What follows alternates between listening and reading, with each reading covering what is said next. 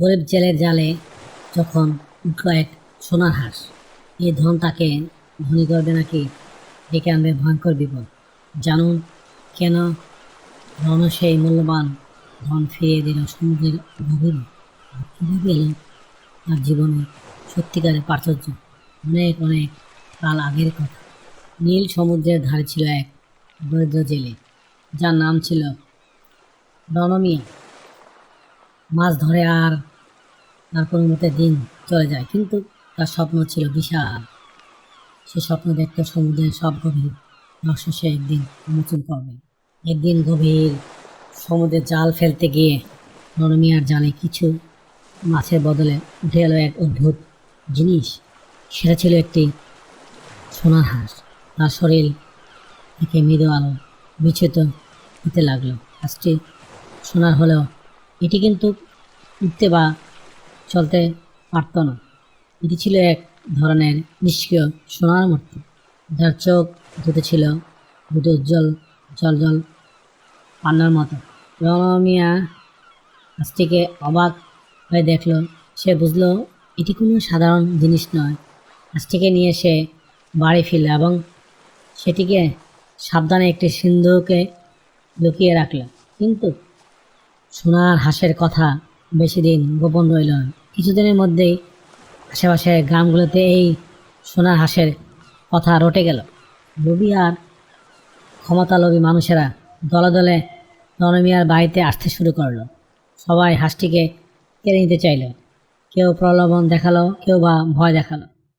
রণমিয়া খুব ভয় পেয়ে গেল। সে জানতো হাঁসটিকে সে লুকিয়ে রাখে তবেই সে এক বিরাট বিপদে পড়বে।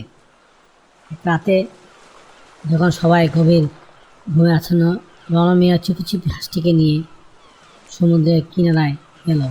সে হাঁসটিকে বাঁচাতে চাইল। সে স্থির করলো এটিকে তার কাছে রাখার চেয়ে বরং সমুদ্রের গভীরে সুরক্ষিত থাকবে। হে সমুদ্র, তুমি এর আসল রক্ষক। এই বলে রণমিয়া হাঁসটিকে গভীর সমুদ্রে ছড়ে দিল। সোনার হাঁসটি জলে পড়তেই এক অলৌকিক ঘটনা ঘটল। মুহূর্তের মধ্যে হাঁসটি থেকে এক তীব্র নীল আলো চারিদিকে ছড়িয়ে পড়ল। হাঁসটি ধীরে ধীরে সমুদ্রের গভীরে তলিয়ে গেল। পরের দিন সকালে লোভী মানুষরা আর রণমিয়ার বাড়িতে হাঁস খুঁজতে এলো। তার হাঁসটিকে পেল না।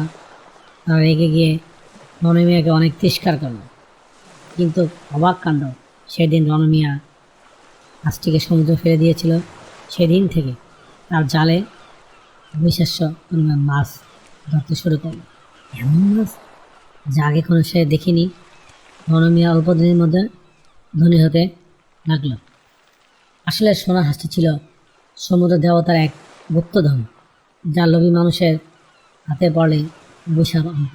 কিন্তু রণমিয়া যখন কোনো লোভ না করে হাঁসটিকে সমুদ্রে ফিরিয়ে দিল, তখন সমুদ্র দেবতা খুশি হয়ে তাকে পুরস্কার দিলেন।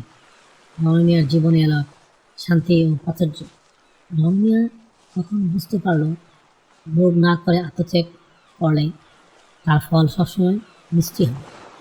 আর সেই সোনার হাঁস আজও সমুদ্রের গভীরে শুয়ে নীরবে রণমিয়ার প্রতি তার আশীর্বাদ বর্ষণ করতে চলেছে। হ্যালো বন্ধুটি, গল্পটি কেমন লাগলে কমেন্টস করে জানাতে। আবার দেখাবো অন্য কোনো গল্পে। Thank you for watching. Please subscribe.